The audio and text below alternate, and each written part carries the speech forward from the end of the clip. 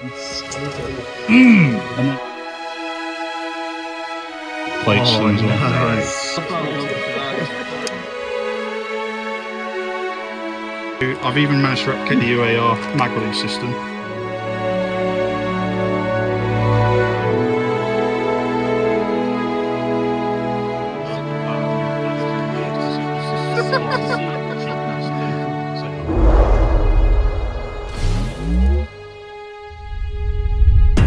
Hey everyone, most of you probably know me as Foundry Airsoft. I've been making Halo guns now for 10 years or so. It all started out with the Glock Magnum kits. Back then these were all 3D printed.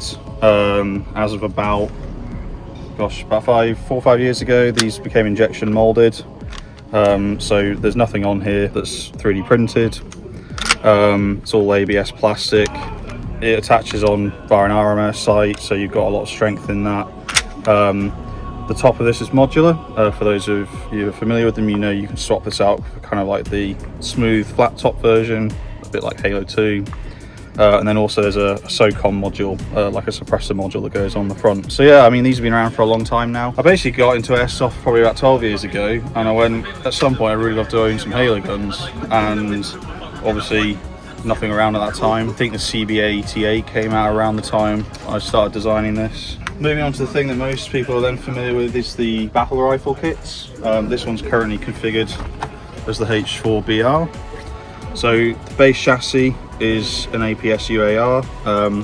Generally speaking, I recommend a version 2 or above. I think APS have moved on to version 3 now. Again, this started off as a printed kit. I wanted a battle rifle essentially, and they didn't exist. The UAR seemed like a good choice. It was affordable, pretty easy to work with geometry wise. Probably about 2 years ago I took the plunge to get this molded. So in actual fact, the H4 BR is a combination of molded and plastic and aluminium components.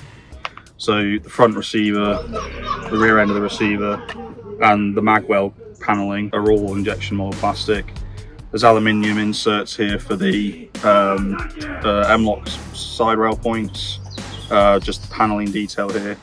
The handguard is 3D printed, the top rail is 3D printed.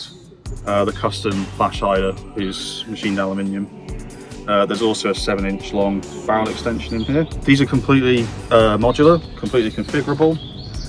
So you can swap this out for the Halo 2 version I do. I'm about to release some MA5K parts for that. And it means you can mix and match the parts as well. I kind of took the philosophy of, if I was a consumer, you know, taking a CB88 as an example, do I want to drop $600, £600 on every single rifle permutation? And I went, well no, because to get the assault rifle, DMR, BR, you know, you're talking a couple of grand, a few grand by the time you bought them all. And I thought, as a consumer, that's not what I'd want to have to do. So could I get something that kind of works for everything else? So the core components of all these rifles are those modular parts there. I'll move on to the next bit of exciting news, which everyone at the event this weekend has been able to see. I've taken the battle rifle kit, so everything everyone who's handled one's familiar with.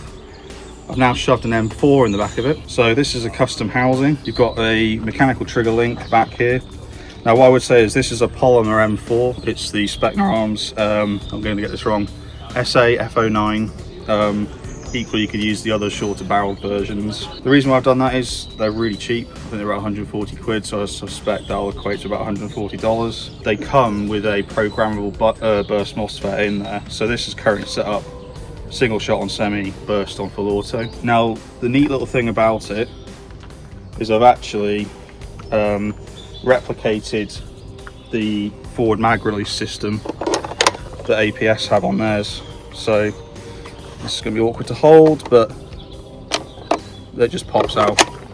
So yeah, fast single-handed reloads. Jesse and I have been using these for the past couple of days, bar a few scratches obviously, you're running through some twigs and whatnot.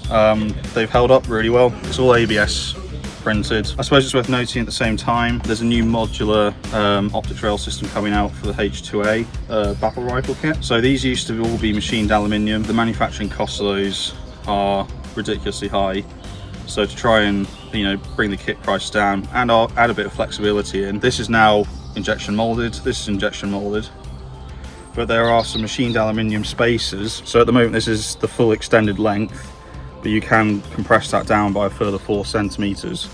And what essentially that does is gives you the ability to flex the length of that. So if you've got a scope with bad eye relief, or you just want to be closer to the optic, you can. I think actually with the M4 kit, it kind of puts that in the more appropriate location in terms of where that sits relative to the one in game. Moving on from that, this is, well, the MA5K Prototype for the M4 conversion. There's one that will fit onto the APS kit as well.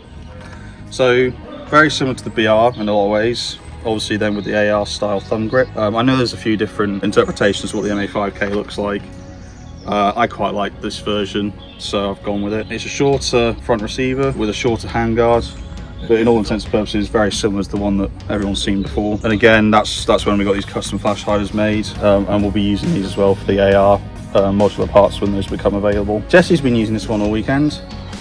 He seems very happy with it. So I know with the APS UAR, people have had issues being able to get slings onto them. Someone this weekend was actually showing me a QD sling point, more of a teardrop shape, and that actually fits really well into the APS UAR QD sling point. I've actually found these fabric straps are really good. I know they add a bit of we'll call it aesthetic bulk. They're really robust. You're not relying on 3D printed components. I'm not having to add in unnecessary cost of getting something machined. It might be something I'll look at in the future, but if you're looking for a quick easy fix, I think I bought a pair of these for about $8, £8 on Amazon. The immediate future for those kits is I'll be looking to get the DMR parts finished next, and moving on to the AR. And then those who are still like, well, I don't own an M4, you'll be in the minority there. I hate the APS UAR, probably aligned to quite a few people's views.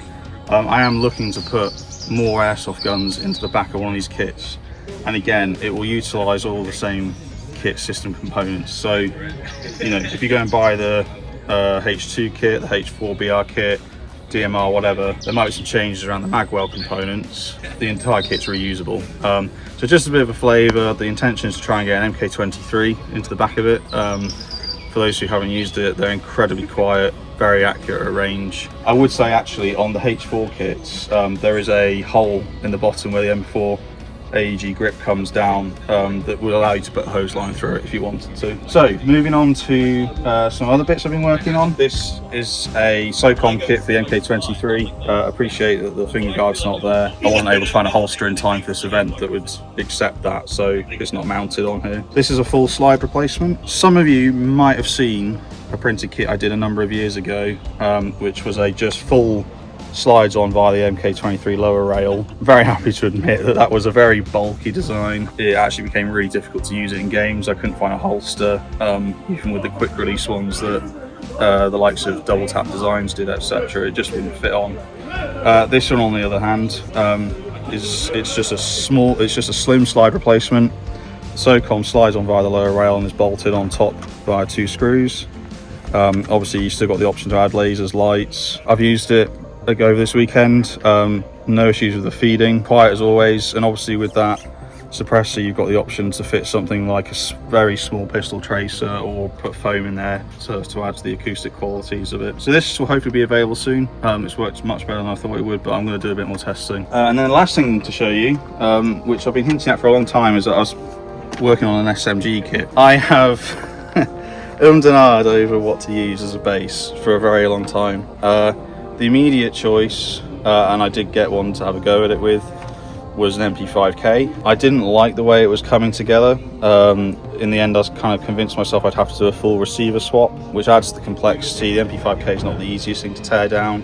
Again, what I try to do with these kits is make them as accessible to people as possible, both in terms of price and the level of tech knowledge and disassembly knowledge someone may or may not have. People obviously have different levels of comfortability taking these things apart. I looked at G36s. I know that seems like an odd choice in and of itself, but the trigger groups seem quite adaptable. In the end, I have settled with this. Now, this isn't its final form. The stock was a rush job to get it out for this event. It does retract and lock in, but I want to have another look at it, try and get it to do the thumb grip. So people are probably going to look at this and go, I've got no idea what you put this on. And the answer is a Thompson. I'm sure much to the horror of a lot of people, but it'll probably become immediately obvious. You've got the fire selector and safety switches here. This is a 100% 3D printed I stumbled across this completely by accident. I thought for a while actually a Thompson might make a good saw base. I got this in a part exchange for a gun I was getting rid of, and I looked, and when I saw that the mags had that T-slot recess, I thought actually you can get a mag adapter in that. It's well supported, it goes in, it locks in, it's got, you know, points of contact all around, so it's solid. And then similarly I thought actually that T-slot would make a really good system for supporting the magazine. So unloaded just for clarity, slots in just like that. So in reality, quite smooth reloads. It's not as awkward as I thought it was going to be. This is a machined aluminium thread, currently covered by a 3D printed flash hider. The top is M-lock, so you could do a lot of different things with this if you wanted to. Similarly, the bottom's M-lock. I will be developing the folding grip system for this. Again, it just gives people different options. If you wanted to put something like an AFG on here, you could. I kind of expected that some people end up wanting to put some kind of more exciting sights on here.